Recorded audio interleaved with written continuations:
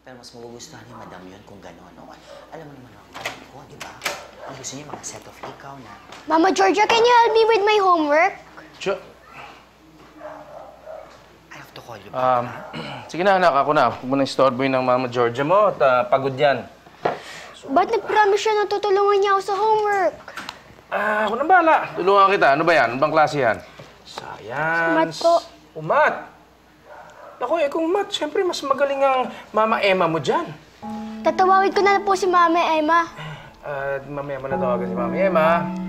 Pa-check mo na lang pagkatapos natin gawin, okay? Okay po. Okay. Sige. Eto, ilan yan? 1, 2, 3, 4, 5. Isusulat mo dyan. Ayun, nakita ko na kagad. Come in. Madam, I'm sorry to disturb your reading. You know I don't want to be bothered when I'm reading. What's going on? Madam, I'm sorry. I'm just a bit worried about Georgia. Kasi parang nawawala na siya sa radar nila Austin at Rome. At unti-unti na silang pinapasok ni Emma. What do you mean? Gaya ng kanina, dinedma ni Georgia si Austin. Ito namang si Rome, na-bring up niya si Emma kay Austin dahil sa homework. Oh, parang all of a sudden, hindi na nila kailangan si Georgia because Emma is just there kahit wala siya dito. Kenny, tell me. Ano ba problema nitong si Georgia? I don't know. She's so stressed out. Parati nakasimangot. Madam, I'm telling you, natatalo ang manok natin.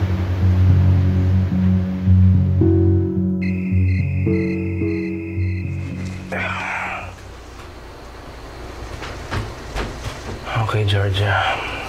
Patahimik ka na naman dyan. Bakit kaya, Rome? Ano ba kayang nagawa mo para isnabin kita? Kaya nga, ano naman ang kasalanan na ginawa ko sa'yo? Maang-maangan ka talaga? Magkasama kayo ni Emma sa isang elevator. Ayun. Nakita ko kayo sa CCTV. Malapit sa isa't isa. At bakit gano'n kayo kaklose mag-usap? Ano ba talagang ginawa niyo? Okay. Ito na naman tayo. Di pa ba tapos yung issue ng elevator na yan? Okay, ganito yan eh. Masakit yung likod niya. Minasahe ko siya, linagyan ko siya ng lotion. That's it. Wala kaming ibang ginawa. Yun ang iniisip mo kung ano-ano pumapasok sa utak mo eh. Bakit kailangan mo yung gawin? Dapat hinayaan mo na lang na sumakit yung likod niya. Pero hinawakan mo pa talaga siya. Gustong-gusto mo yan eh, no? Yung hawakan mo ulit si Emma sa mga sexual part ng katawan niya. Wow. I think you're taking this too far, Georgia. Pwede, tama na. Kung ano-ano pumapasok sa isip mo, huwag ka na magtatampo sa akin.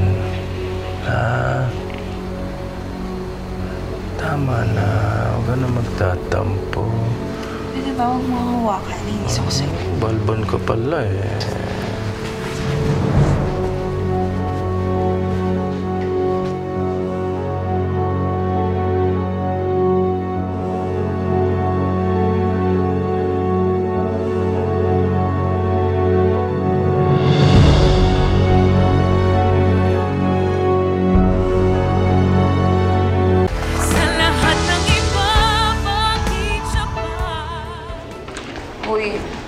Tinawagan ako ni Ron kanina.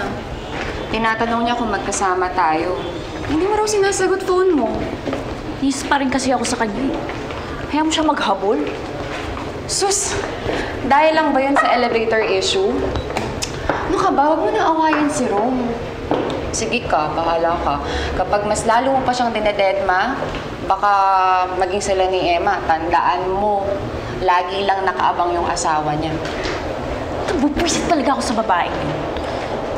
Alam mo, Mars, kaysa mabwisit ka, magpaganda ka na lang. Tignan mo, dry-dry ng skin mo, may pimples ka pa, tapos ang tuyot na ng buhok mo.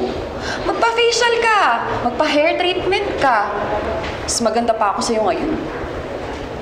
Di kaya. Georgia, hindi ako nagbibiro. Nahigop na ng stress at ni Emma yung ganda mo. Ayusin mo nga yung sarili mo. Para yung mga mata ni Rome, hindi naliligaw kay Emma.